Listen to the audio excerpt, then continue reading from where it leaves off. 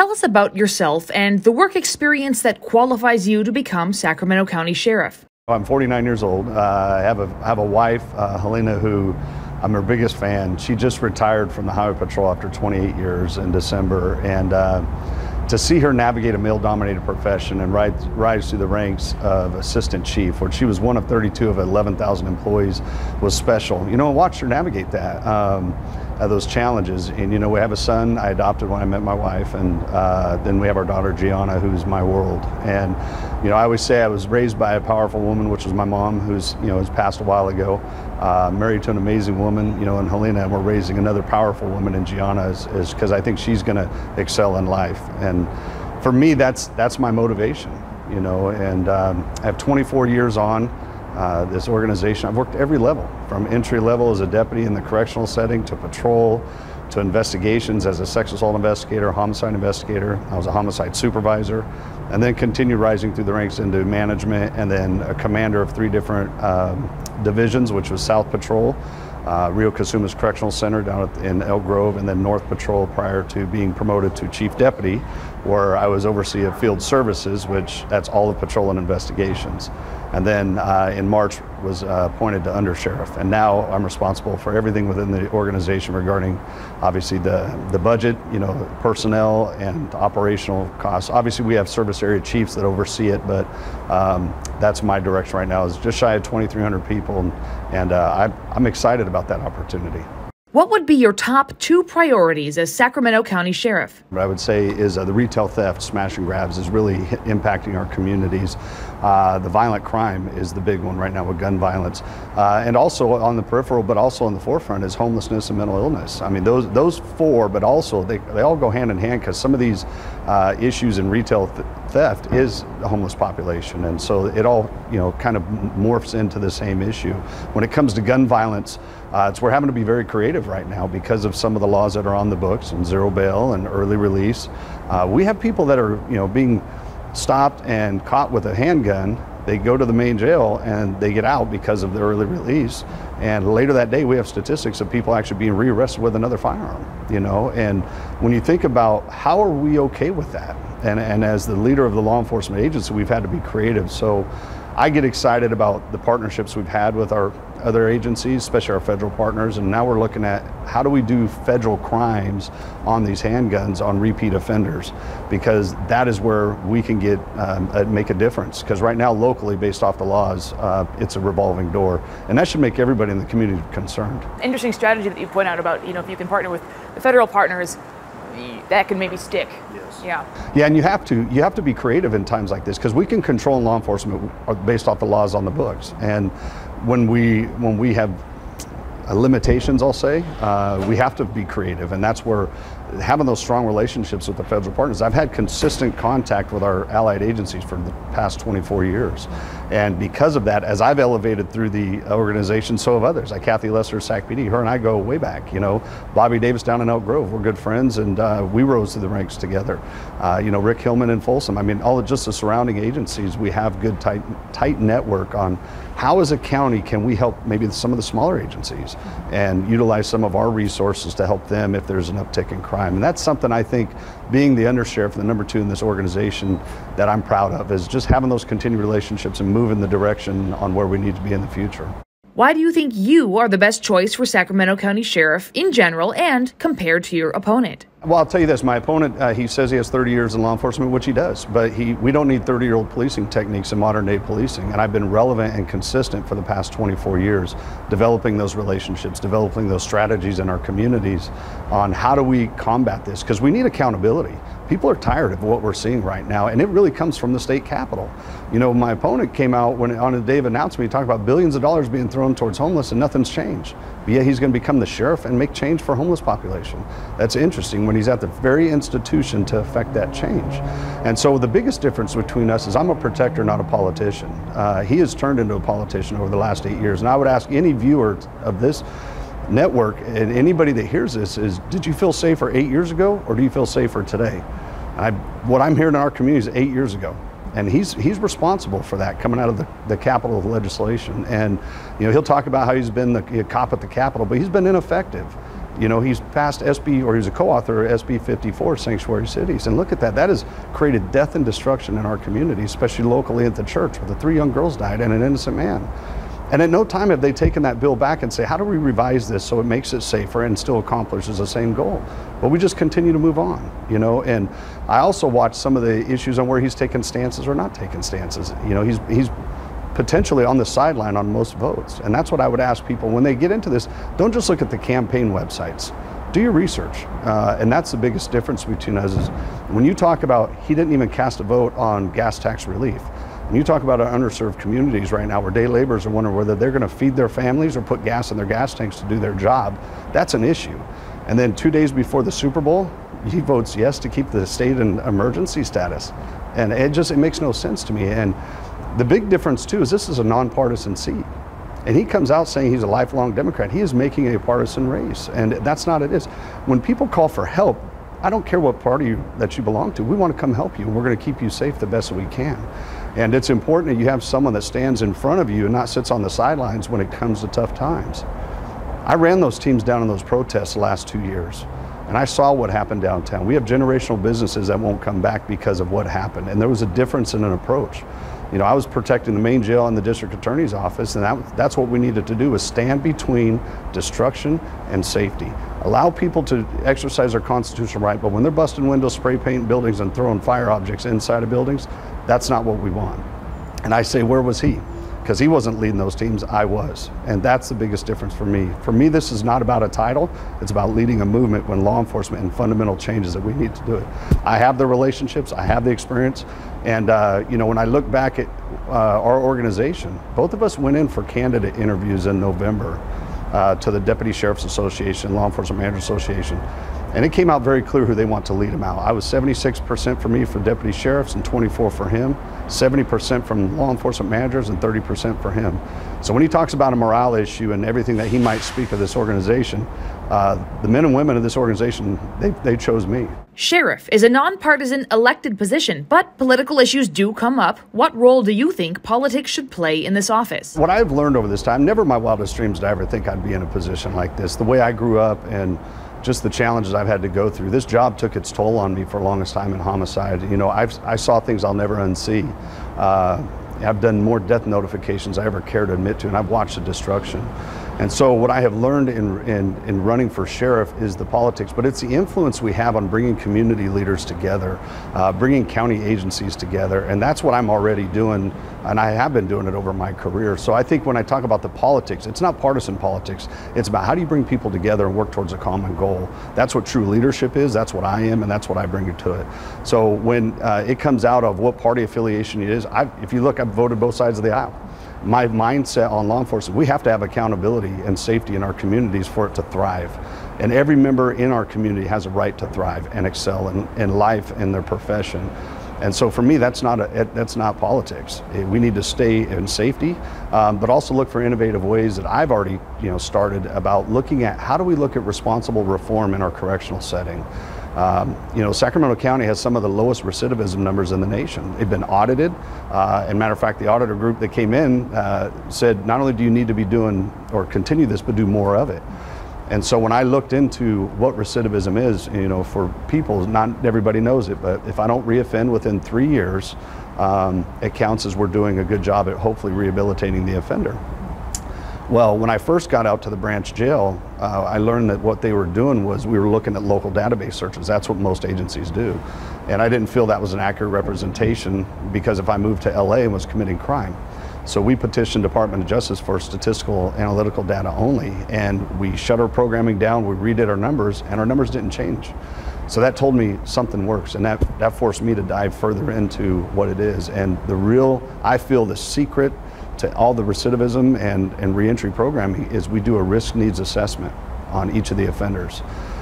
So what that means is I get to the root cause of the criminogenic behavior. If I was sexually assaulted as a child, but now I'm doing drugs to hide and mask that, if I get arrested for that, they'll send me to diversion, they'll send me to rehab to try and get clean, but we don't get to the root cause of why maybe I'm doing those things. And so I thought, as we do that once they're sentenced, I said, why don't we move that to the front end? find a population that comes in, a repeat offender, and do a risk needs assessment. And then attach all the county organizations that we have, mental health, homelessness, and we put a team together with this individual to set them up for success. So when they walk out the door, they have somewhere to go, because right now they go through the process, they go out the door and we say, show up to your appointment, and they're not showing up. And I think the most dangerous thing we give people is hope without follow through. And that's what I've been proud of, is we're moving towards that. All the county partners are all on board on doing this. And from everything we've researched, nobody else is doing that in the nation at the adult level. And so we may be the trailblazers, which I'm excited about, but really I want to find ways that we can help individuals, not only while they're in custody, but how do we help them transition into the home, especially if they've been incarcerated for a while? Imagine their loved ones having to make life work, and then this individual be reintegrated into the family, and are they ready for that? And how do we help with that? And that's where we bring in community-based organizations, the faith-based organizations, and we have to be real. We have evil in our communities, and that's why we have correctional facilities, and that's why we have law enforcement to stand between the communities and that evil. But when there's opportunities that we can provide some help to individuals, I'm all in for that, and that's what makes us different. How can the Sacramento County Sheriff's Office build trust with historically marginalized and over-policed communities of color? Since my opponent's been out of the Sheriff's Office, there are things that we've taken steps towards. You know, we have our youth services unit that gets out into the communities and kind of interacts with children in a non-law enforcement capacity. We have started our community relations unit. We've had for a few years now that gets out and talks with faith-based leaders and community organizations. We have our programs for our Sheriff's Activity League, our SHOCK program. I mean, there's a lot of things that we're trying to do to integrate in a non-law enforcement capacity so they see us as human beings. We just recently started a community academy, so we're bringing individuals, and we brought a group of individuals that's part of a community-based organization that are there, and they're really going to look at the why we do things, and we're going to look at this as an opportunity to get feedback of where can we learn from this. But where I'll tell you what makes me different and what I've already working on is when I was a commander in North Patrol, I got there in the heart of the pandemic. 30 days later, George Floyd happened, and we saw what happened in our communities, and rightfully so. I really looked at that opportunity as, I'm a faith-based person now, and I looked at as like, help me hear voices we haven't heard before, and help me see through lenses I've never seen before, and how do we build those bridges? And so I took it as an opportunity. As a commander, I've always took pride in meeting my community leaders. That accelerated things because we were in a pandemic, and it was within 30 days of a new assignment that happened. And I got together with the organization, and they didn't want to have a discussion with me. They were angry, rightfully so, about law enforcement interaction. And I listened, and I said, I'm always going to keep coming back. And 2.5 years later, that's our pilot program for our community response teams. And we have built that connection because I do what I say I'm going to do. And I don't just show up because I think it's popular and it's relevant with TV cameras and everything. It's more of, how do we get to work? And I challenged them too. I said, are you willing to link arms and let's work towards this work that is needed when the people you organize are not going to be happy with you? And they were, and I was proud of that, and the relationship that we have and the friendships that we have, and we're working through that right now. So the community response team is designed, and it's a pilot just because we want to make sure it works, and I'd love to roll this county-wide, is if we have a violent crime in the community, specifically in the region in which they look at, they will, we call them out, almost like a chaplaincy. And as they come out, they will communicate with our supervisors on scene. We don't give personal information out, but we'll just say that's the family you need to go work with. Because what I've learned in law enforcement is we show up and we will handle the scene, we will investigate, hold people responsible if we can find that at the time, or investigate a follow-up. But when we leave, that trauma is still there.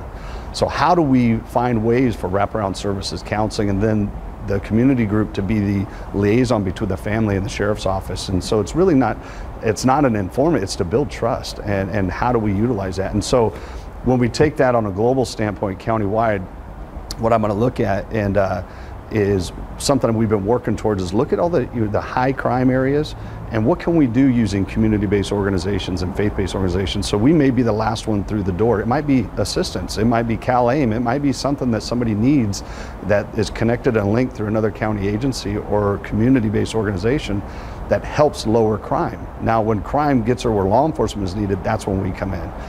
But it's really taking that holistic approach, and that for me, it's not already working. I've proved it with this group. They're our pilot, and I'm excited about building that, really expanding it. How do we use some of the community intervention workers and crisis intervention workers to get in make sure we can have everybody at the table that's there for the right reasons and not looking to get, credit for it. That's something that, do you think in the next calendar year that we might see expand? Oh, I know it will be. Yeah, because what we're doing is we had to work through phases. And so I called it a phase 1 of really introduction to law enforcement of what we do. And then we needed to get introduced to all the services that they provide. So we became each other's, I call them unofficial ambassadors. So when we're in the community, and instead of maybe an angry mom who called us because their kid would not distance learn, we don't belong there. But we can say, hey, here's this group, give them a call, they have counseling, they can intervene, and maybe that's the phone call you make, not to law enforcement. And then that was the phase 1. Phase 2 was additional training on when they would respond and getting credentials and making it so we know when people show up at the scene, this is who we need to interact with.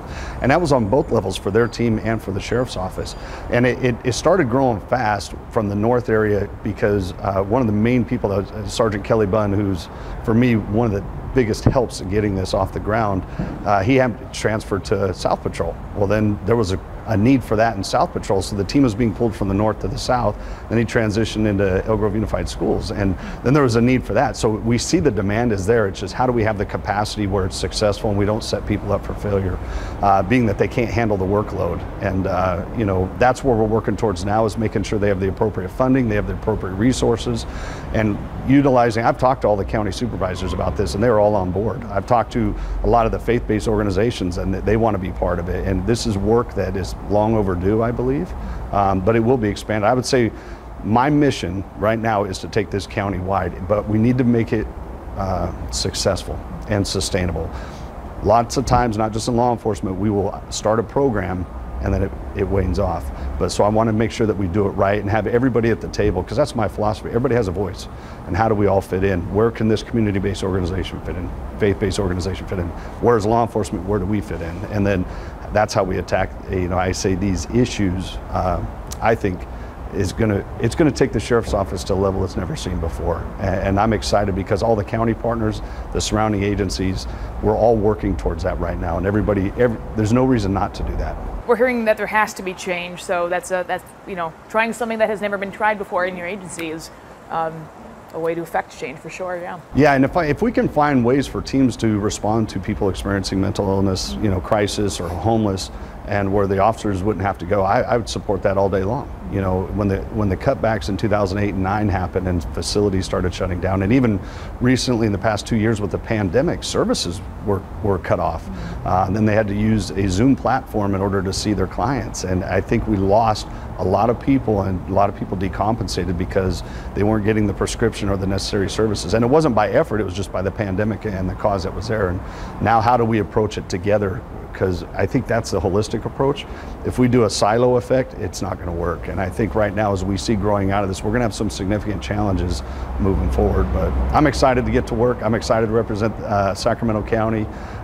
This organization in this town took a chance on me when I came to school up to Sacramento State, and getting me hired and provided me a lifestyle I never thought I'd have. And so it's my turn to take a chance on Sacramento and just say, I'm here to protect you, I'm here to listen to what needs to be done, and I'm definitely ready to get to work. Your opponent calls you Sheriff Jones 2.0 and the Trump candidate. How do you respond? I'll tell you, I've worked for 4 different sheriffs, and Glenn Craig, Lou Blanis, John McGinnis, and Sheriff Jones. I like some of the qualities from each one of them, but I'm me. I have my own vision, I have my own leadership style, and I'm confident of that. And I look at when someone, my opponent specifically, is trying to tag me with the Trump candidate because I've registered as a Republican. It's a nonpartisan seat. And I'll tell you right now, I voted both sides of the aisle because what I do is I vote for people that are going to say what they're going to do, what they say they're going to do. And I want people that are going to follow through with their plans. But he's the one that's thrown out party line politics, lifelong Democrat. I'm the Trump candidate. I say get us out and debate. Let's talk about the real issues. That's where people need to see, because you can hide behind the taglines and the slap ads and all that. Let's get out and debate. And we'll talk about the real issues and the plan, because he's talking in bullet points. He's talking about from the institution where he could have affected change and he's been ineffective. To think he's going to come to the sheriff's office as a sheriff and fix homelessness is so misguided. Would you expand the use of body-worn cameras within the Sacramento County Sheriff's Office? Yeah, we are expanding body cameras, and that's what I'm proud of under my leadership as well, is not only do we have it in patrol settings, but we're moving it to the correctional settings as well, because we have found the value not only in the body cameras for transparency, but accountability. We have some times where the conduct was within policy, but maybe the officer was talking not as professional as we would hope. And so we have those conversations and what we call coachable moments to say, listen, you know, if this was your family member, is this how you would want to be talked to? And a lot of the times it's really corrected some of that, because I don't look at them as deputy sheriffs. These are professionals, and our community expects that. I expect that. I have a saying, best is a standard, and utilizing these body cameras in the communities, in our correction settings, it's going to offer up transparency, but also it has really quelled the frivolous complaints when we call someone back and say, hey, we have this on body camera, would you like to come in and see it? A lot of times, nope, I want to withdraw my complaint, because the way maybe someone remembered it is not how it was accurately depicted on the body camera. So I'm a huge supporter of that and transparency. I will say at some point in time, how much more equipment can these officers carry? You know, because we have a lot of less lethal options. Now you're asking a body camera, but I think that is where the public has gone. And when the needs of the public, I say, you know, when we raised our hands and swore our oath, when the community's expectations change, we have to change. We just have to balance that where we don't compromise public safety. How would you improve recruitment and retention of Sacramento County Sheriff's Office employees? Yeah, it's a great question, because every law enforcement agency is facing that, is the recruitment and retention. And I will tell you this, where when my opponent will say we have all these vacancies, morale's bad, we have roughly just shy of 20 laterals coming to our organization by June 1st. And that's coming from other agencies. So if morale was such a bad thing in our sheriff's office, we wouldn't have outside agencies wanting to come here. We'd have people wanting to leave. I think we've had a small handful of officers move out of state, and they've gone to other law enforcement agencies out of state. So that tells me what we're doing is right. You know, people want to be part of our organization. I'm proud of it. But I will tell you, what you just asked is real. This job can change you. You know, I went through some of my darkest days in homicide because of, you know, I couldn't unsee what I see. And I look at, how does this change people? You know, as a leader of the organization, I'm looking at health and wellness for the officers, and how do we make it where they enjoy coming to work so they don't take this job home where it impacts the job. If you look at law enforcement statistics within retirement, death, substance abuse, divorce rate is higher than the average, you know, community member. So how do we find that balance? And I'll tell you this too, this is a noble profession. I've went through it, I've been battle tested, but I'll tell you, I wouldn't change a thing. Being able to serve my community and help those, and those memories along the way of being able to pay for that meal at a Denny's or something, you don't want the credit, you just do it, and you know you help someone out. Those are lifelong memories. But I will say that when I teach leadership within the organization, I'll ask, who in here has children? And they'll raise their hand. And I say, keep your hands in the air. Who would you encourage to come on the job today? And a lot of hands go down. And so it's because of the laws, what we've gone through, the protests, the pandemic, and the stress. And so I challenge the community who's listening right now, what conversations are you having with your family and friends about law enforcement? If it is negative, come get educated, come do a ride along, come try and find out what we do. Reach out to us. We have our community relations unit, we have our youth service unit. We'd love to come to you and kind of explain, because at the end of the day, there were times on homicides I'd work 48, you know, they say the first 48, sometimes 54 straight hours. And you come home and you still have to have dinner. And imagine coming home after being on a scene with a multi-victim incident and a homicide, and then you come home, you sit at the dinner table, and your loved one says, how was your day? You don't want to talk about it. And so now you bury it and compress it for 20, 25 years, and that creates problems. And so that's why it's important that we take the mental well-being of our officers. You're going to have fewer use of force incidents. You're going to have fewer issues off the job, you know, as far as conduct. And that's my goal. We're already moving towards that and trying to find other agencies that might be in front of us on how that's working, and we're going to bring it to the sheriff's office and take care of them, because that's going to be important as far as the recruitment and retention. But again, anybody that says the sheriff's office morale is down, I challenge them. I mean, again, Deputy Sheriff Association pretty much unanimously voted me to want to come lead them, and then I look at other organizations that are wanting to come to the sheriff's office. That doesn't say that we have an issue. What would you change at the Sacramento County Jail? Well, I would say when you look at the jail right now, is number one is take an internal audit. Is what we're doing effective? Because again, we're bound by policies, Title 15, by law, what we can and can't do. You know, there's certain things as far as capacity, the way that jail is just structured. I think finding innovative ways to get people maybe diverted from coming to jail, which we're already working with our county partners. The Jail Diversion Treatment Resource Center, it's a big handful, but it's JDTRC. And I'm already working with the county and leadership on, if we find an individual that might be cited and released, or even cited and taken to the jail, can we take them to this diversion treatment center to get them the resources they need instead of taking them to the jail. So being creative and innovative about finding ways that people that might need more treatment and help, how do we keep them out of the custody and get them to where they need? Now the problem is making sure the resources are there, and we're not just bringing them to a location and leaving. But right now it's just finding innovative ways with our county partners of how do we divert some of the people that don't belong in jail that we believe, and then the ones that do, because I'll tell you, if they're breaking a crime and they need to be held accountable, they need to go to the jail. But with early bail or zero bail and early release, it's made it very difficult, and it's that revolving door, and our community is up in arms about it, and hopefully they're paying attention to the direct causes come from that capital. Is there anything else you'd like to say? I look at how I grew up, and to be where I am now, when I think of life of redemption and to be that, in that role model for my daughter of, I tell her, chase your dreams and change your stars, no matter how challenging it may be. And I'm excited about this opportunity because I know I have the ideas, I have the influence as far as my relationships with all the community-based groups, faith-based organizations, even the supervisors. We're going to do something special here, and I'm excited, and I'm hopeful we get that opportunity, and I'm confident that under my leadership we'll continue to excel and bring in all of our surrounding agencies to put Sacramento as a blueprint for how to do things right, and I'm excited about that opportunity. So I just appreciate this interview and getting my story out there. Thank you for your time. Yeah, thank you. Yep. Absolutely.